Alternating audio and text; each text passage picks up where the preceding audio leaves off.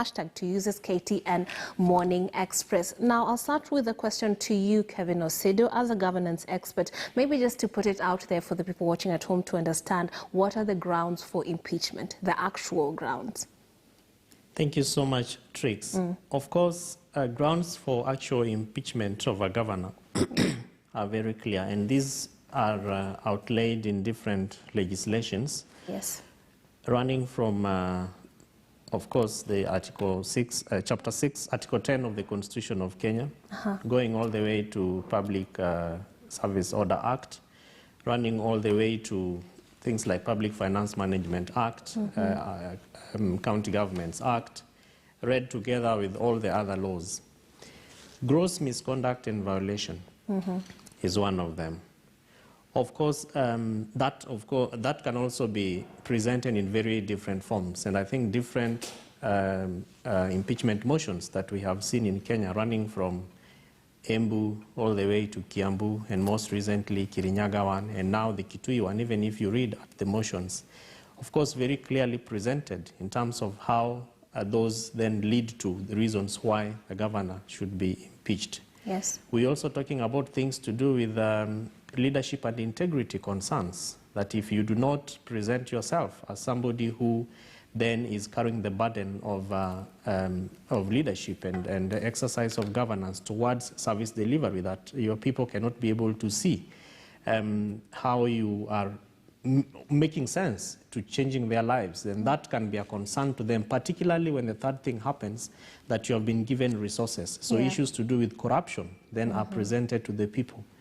And then the burden of proof then goes back to both the county assembly and the people who are presenting this kind of impeachment motions. And all these other precedences that have been set in terms of evidence then present the question of whether a governor should be impeached or not. And our constitution is very clear around then what needs to be done and what other reasons would present cause for action, or reasons why a governor or any other officer should either be impeached or recalled or sent out of the office. Right, and just to add to your list, physical and mental incapacity, we have going against international or national law, and committing a crime under the current or going against the Constitution as it is. Honorable Kagushe, you from this list, I noticed that some of the accusations that are being tabled against the MCAs that are pushing for these motions do not include mischief or, dislike of your governor or arm twisting, as some of the governors have claimed. Why do you think we are getting to a point where we are using impeachment, or rather the MCAs are using impeachment as a sort of weapon, if those allegations are anything to go by? Yeah, thank you, Trix. Who is making these allegations? And I'm twisting for what? Yes, we have had Honorable Governor Lee Kinyanjui say that actually... No, I want to answer that. Yes, actually, I'm answering that because the person who is being impeached, and by the way, I am... Personally, I do not think that the issue of rushing to impeachments or doing impeachments is really the solution to the relations between the county assembly and the county government. Right. But I would also want to ask Governor Kinyanjui, for example, he talks of MCAs, I'm twisting him, and I'm twisting the executive. Yes. I'm twisting executive for what and to achieve what? He has not come out clearly on that. And I want to tell you that, and also our viewers, that we have a lot of dishonesty in this whole issue. Because when you look at the county assemblies and the county governors, they're supposed to be working, and one is supposed to be checking the other, and they're also supposed to be working to serve the mwananchi. Yes. And when now you have a governor who cuts off the county assembly and the MCAs and want to conduct business as though the county assembly does not exist and does not want to be oversighted by the county assembly. Right. And sometimes it's very simple, oversighting procedures, just like summoning the executive. You find in a lot of cases the county assemblies summon the executive. They do not appear. Show up, yes. Then you also find in a case where, like in Kirinyaga, where the governor was giving a state of the county address in a hospital. Can you imagine that a governor would fail to give a state of the county address in the county assembly and then go and give it in the hospital and still expect that that governor will relate well with the MCAs, and then the governor would come back and say that I'm twisted. In the first session or in the first county government, we had those issues of twisting, that MCAs want money from governors, MCAs want bribes from the governors, but today you cannot make that allegation because the law was changed. And now the county assemblies do have their own finances, and so county assemblies do not any longer rely on the county governors for financial support and even for that kind of helping them do their work in terms of finances. And so it is not possible anymore for a governor to talk of MCAs that are twisting for their own personal benefit. Right. Governors need to be honest. And they need to listen to the MCAs. They need to submit themselves also to the authority of the county assemblies. And they need to ensure that they allow or they encourage their executive that they lead to respond to the issues that are raised by the county assembly from time to time.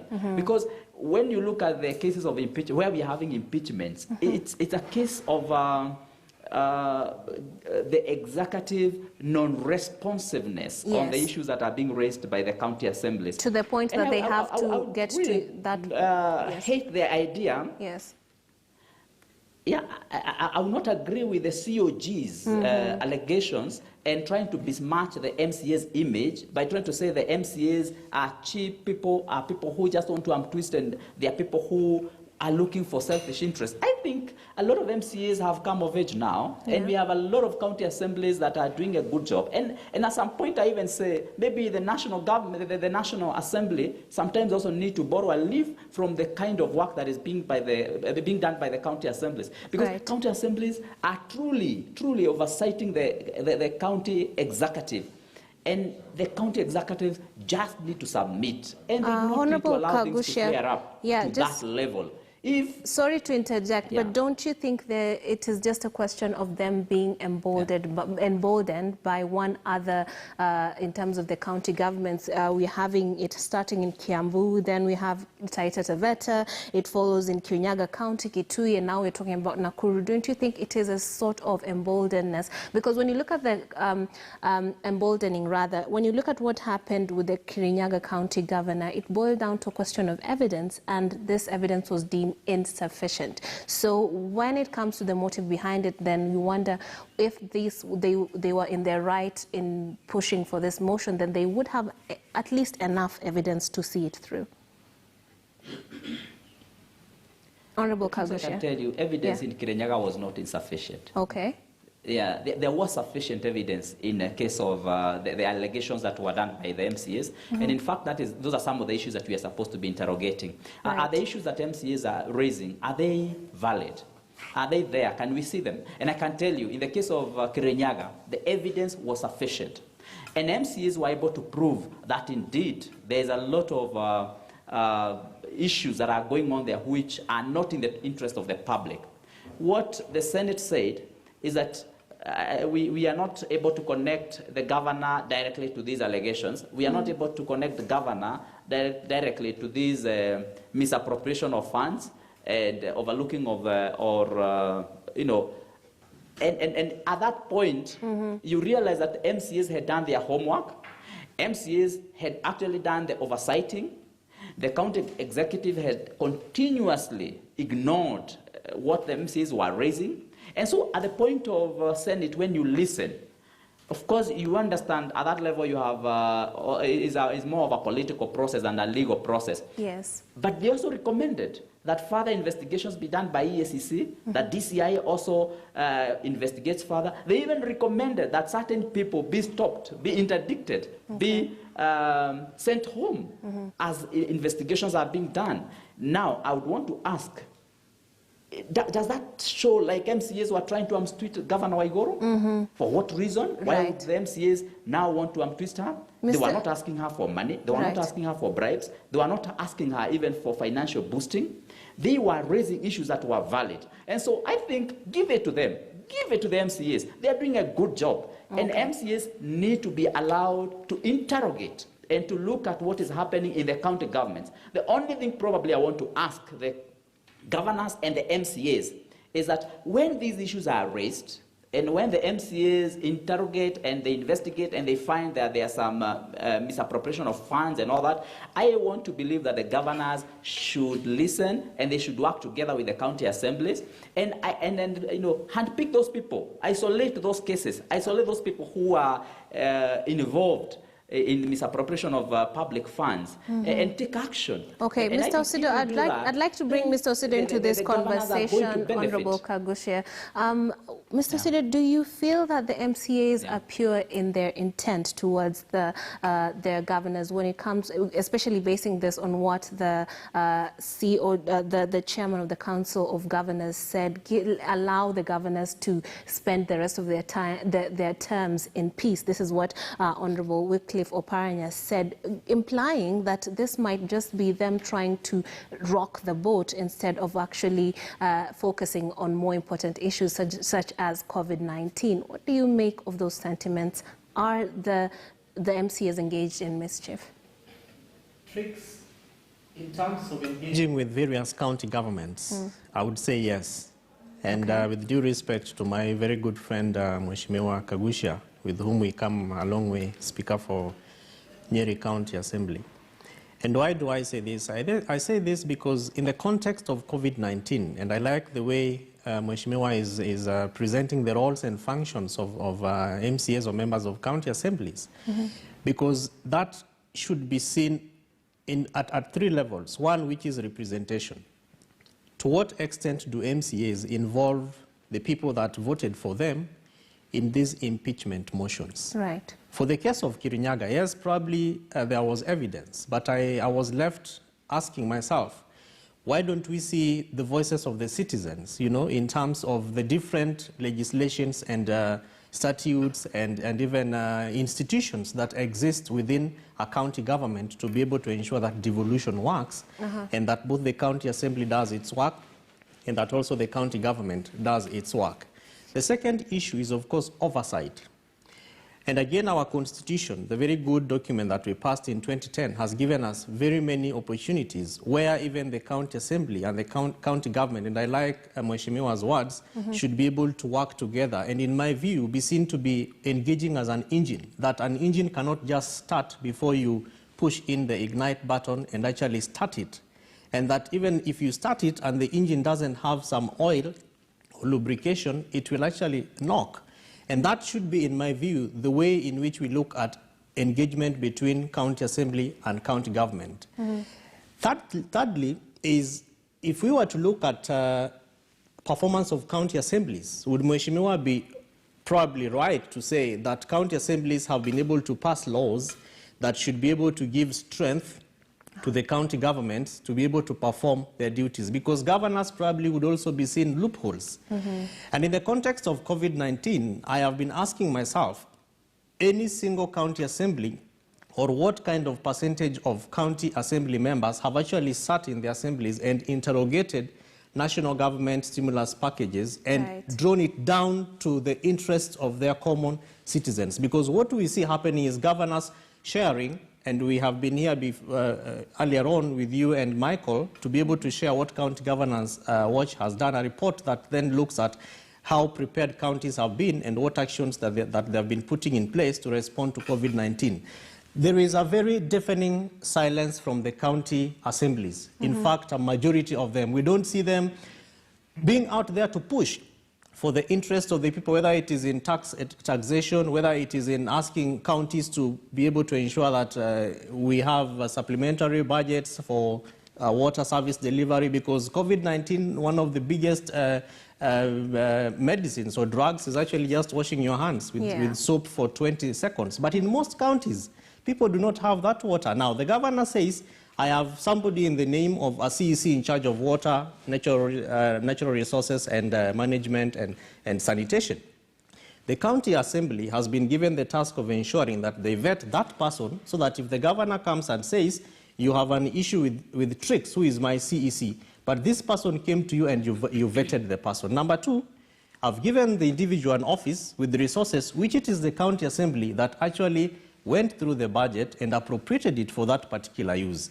So if the governors, and I like the context within which the chair of COG is speaking, because he's saying we are dealing with COVID-19. And governors, I think MCAs really need to come out to be able to support county governments, particularly the governors, to be able to ensure that we prepare citizens and the nation to deal with COVID-19 as opposed to what we are currently seeing. Because I think in my view and from the precedents that has been set, other than from the Kiambu case, which of course had a lot of political intrigues, like all these impeachments, we are not seeing a lot of citizen interest in a number of these impeachment motions. And that is where I think for me, and Mheshimiwa, with due respect, I think we need to go back and ask ourselves, what are the gaps that we are seeing in the impeachment motions, and how can we be able to strengthen them? Because as it is right now, I think MCAs are just looking for things which we are really trying to group in the dark to pick out and then present. And when we press on the on button, the light is not working. Okay. Now, Honorable Kagushi, I'd like to engage you on that matter of delivering to the citizenry. COVID-19 is just one of the many things that the county governments would have to work towards to ensuring that they cushion the citizenry and they tend to their needs. But when you look at the scenes we were treated to in Kiambu County, the lawyers being shuffled out of the premises, we are having what we saw during the Senate proceedings when a clear dislike for the governor was demonstrated by the MCAs for that were trying to get Honorable Anne Waiguru impeached. Clearly, it's not going to be easy to move forward, even though she did survive the impeachment. Moving forward, do you think even for the rest of their terms, they will be able to actually work towards the good of the Wananchi with that bile in the county government? Honorable Kagusha. You know, thank you very much. I differ with my friend Kevin. Yes. On the issues of MCAs deafening silence. The MCAs are talking. The MCAs are not silent. If you go to the county assemblies, you find a lot of work is happening. Every Wednesday afternoon, you have requests for statements in all the county assemblies, and every Thursday afternoon, you have responses. And that is one of the tools that is available to the county assemblies to oversight the executive. And a lot of this happens. It's important to also realize the role of the county assembly is not to implement. The implementation is on the county government. And so I don't know whether Kevin is aware that in Kirinyaga County, for example, we had more than 5,000 responses from the public on the matter of impeachment of Governor Waiguru. The public was heavily involved. The county assembly received a lot of information from the public, and the issue of public participation was not in question. And on the other hand, again, you find that the issues that MCAs are raising, they are not groping in darkness. The issues are on the table. And that is why the Senate had the audacity of recommending for further investigations by DCI and the EACC. So I think it's going to be unfortunate to expect the county assemblies to oversight the county executive, because I find we are actually being a bit contradicting in our remarks. That we expect to hear, we expect to see MCAs. But at the same time, when you hear and you see them, then you say MCAs are being unfair. I'm twisting. They are just twisting the executive. So I think it's important to allow the county executive to be oversighted properly by the county assemblies. And I can tell you for sure, before a county assembly gets to the point of impeachment, they have most likely gone through all the other processes. And that's why I would want to advise our county governors. Do not chest thump. What I've seen Governor Kinyanjui do, don't chest thump. Ask yourself, are the issues being raised by the MCAs valid? Do they hold water? Have an engagement with the MCAs. It is wrong to imagine or to want to expect that it's only the governors who are serving the public. The members of county assembly are not appointed. The members of county assemblies have been elected. They represent their wards, they represent their people, and they have a role to play. And so it is important that you allow the MCAs to engage with the executive, and the executive submits to the authority of the county assembly, because I know that really is the biggest problem. A lot of governors cannot subject themselves to the authority of the county assemblies. A lot of executive, and a lot of times the county assemblies are not even interested with the governor. They are much more interested with the county CEC members who are involved in the day-to-day implementation of projects. But what happens is that a lot of governors now go and shield them. They protect them from the authority of the MCAs. And you find that is where now the difference starts coming in. So I think, as much as personally, I do not, campaign, or I do not like this idea of impeachment as an end resort to the relations that are not going very well, that are going sour in the counties. I personally believe that the counties, assemblies, and the county governors need to embrace a more diplomatic approach to issues, because when you look at the issue of impeachment, they are very, very disruptive, and they bring down the energy in the county assemblies and also in the county government. It really halts a lot of development that is happening in the counties. So it is important that we avoid impeachment as much as possible. But again, I also don't think you need to condemn MCAs when they raise issues, when they raise their voice, when they ask questions. That is exactly why they are elected. And MCAs are also politicians like governors. And so it is not right to expect that governors, for example, the way they are saying that they be led to serve in peace. What peace when the county assembly is the eye of the public and believes that you are not using the resources that are availed to the benefit of the Mwananchi? Can the governors also tell us, is it true that we are having a rush to accumulate resources, even from the COVID-19 money, for their campaigns for 2022, and some of them want to go for higher seats, even at the highest level? Can they confirm also to the Wananchi whether that is also happening, and the MCAs are now disrupting that process of amassing an accumulation of resources for 2022 campaigns? Can they also tell us about that? It's important. Honorable that Kagusha, be as sincere and as genuine with the public and also with the assemblies. Okay, clearly a lot of undercurrents with the politics around the impeachments that are ongoing, or rather being pushed for in various counties. Now, Kevin Osido, please, your closing remarks briefly. We have to make impeachment very close to the citizens. And we really have to ensure that people understand how governance, or rather devolution, is supposed to work for the interests of the citizens. And I would really appeal to governors and MCAs to consider working in harmony, and that intergovernmental and intergovernment agency collaboration is very, very paramount. Impeachment must not really get to the level of an impeachment. And in fact, the crafters of our constitution are very clear around why it was put as a last resort.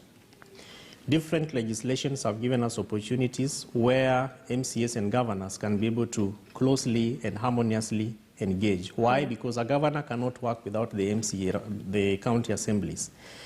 TRICS have gone through the public participation questionnaire of Kitui County, and there are only 5 questions, which is either a yes or no, yes or no. We have to be very critical when you ask somebody, are you aware of an impeachment motion? Where did you learn about it?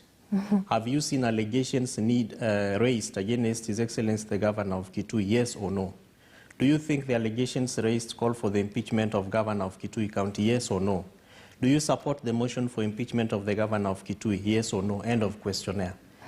I don't think depth. Yeah, I don't think it's something that we can present against an individual's character, a whole career. And so lastly is to say that we need to also learn about the lessons that we have been able to learn from the lessons that we have been able to go through, rather to see from the different impeachment motions that we have been able to execute. And I think there are very many lessons. And so one thing is that devolution is here to be executed to the benefit and interest of the citizens. And let county governors and MCAs work in peace, love, and unity as is emboldened in our national anthem. Okay. Honorable Kagushia, a last word.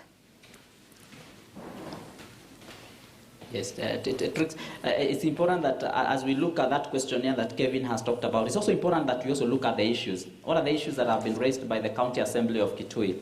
What are the issues of accountability that have been raised against the governor? Can we also go through them in depth and understand exactly what is happening? Right. All in all, I would want to call upon the county assemblies and the county governors. I would want to call upon the COG and the CAF to come together and agree on modus operandi, whereby we agree how our governors, for example, and executive going to account, and how then do the county assemblies also go about their work in representation and oversight and legislation.